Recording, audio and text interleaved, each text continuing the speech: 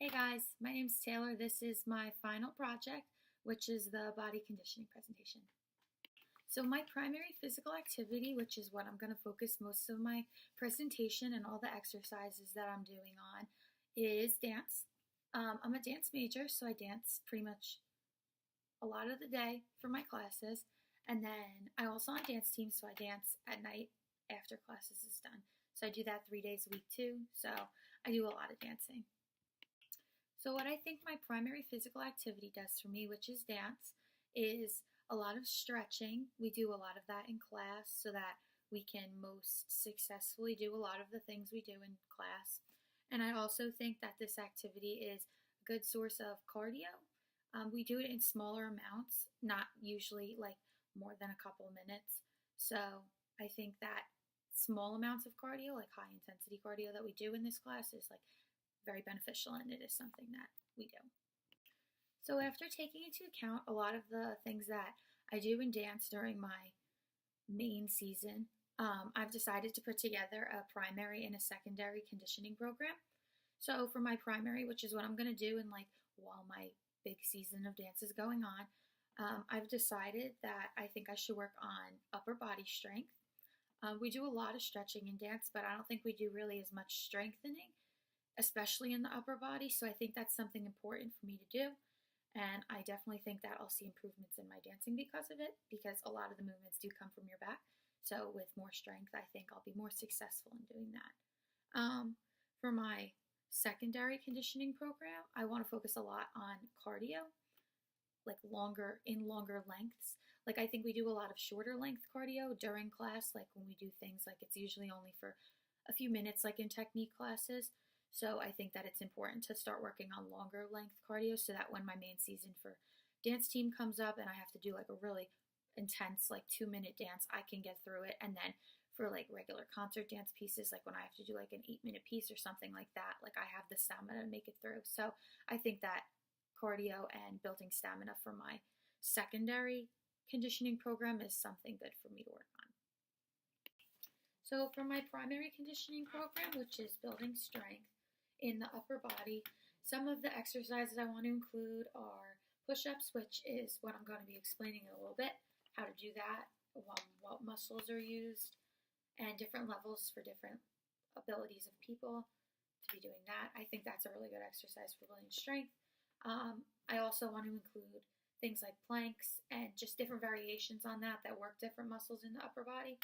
So that is a lot of what's going to be in my primary conditioning activity conditioning program.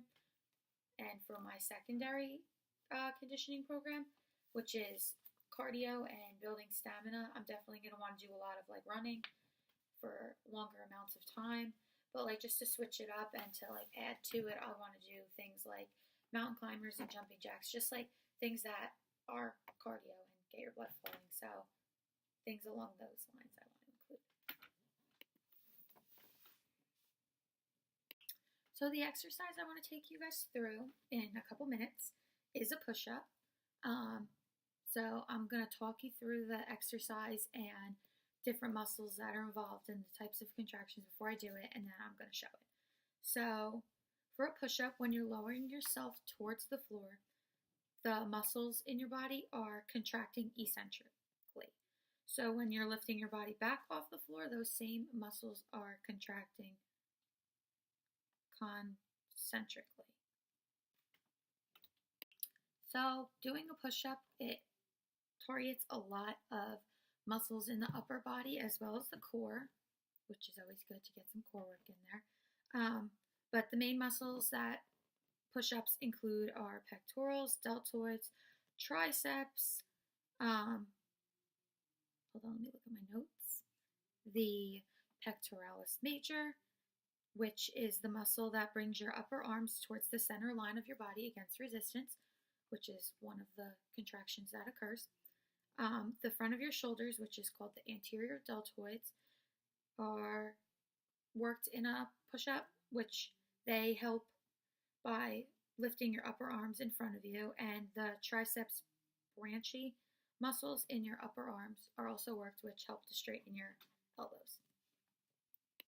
So to do a push-up, you're going to start in a high plank, which is when your palms are flat on the floor with your hands shoulder width apart, and your shoulders are going to be stacked directly above your wrists. Your legs are going to be extended straight behind you, and everything's going to be pretty engaged.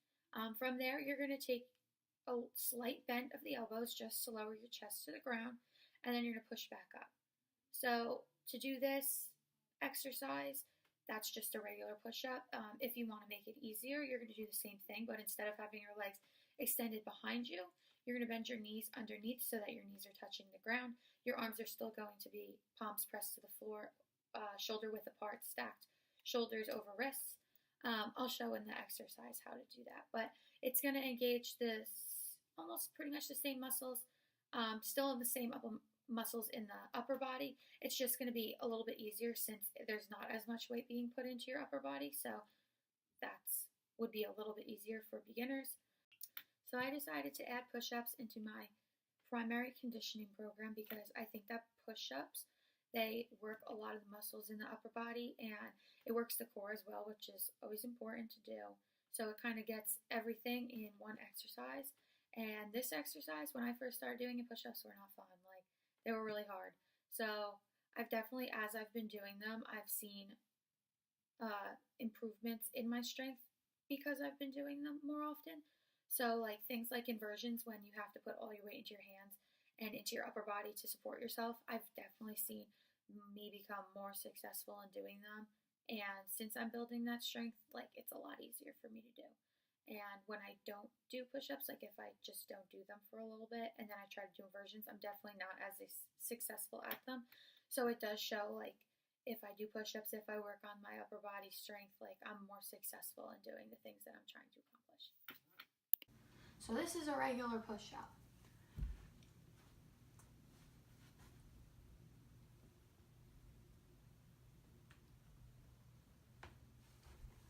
So I would say do 10 push-ups to do 3 sets of that, so a total of 30 push-ups. So this is the modified push-up, so if you want to try something a little bit easier, you're going to go on your knees, and it's the same thing. You're going to go down and up.